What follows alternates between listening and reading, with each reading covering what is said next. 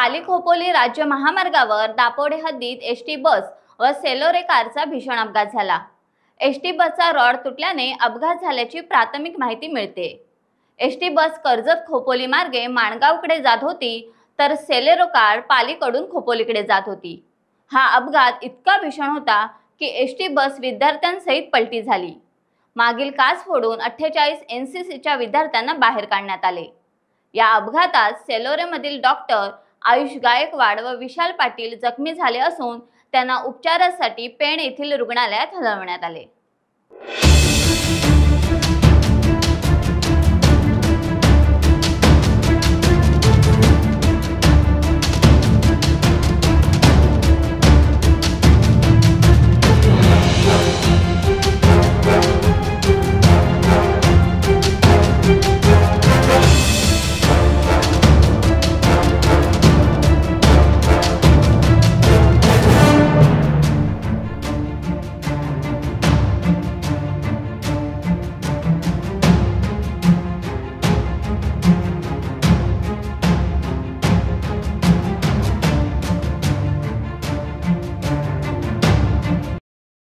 Times डिजिटलला like करा, share करा, subscribe करा आणि बेल आयकॉन दाबायला विसरू नका।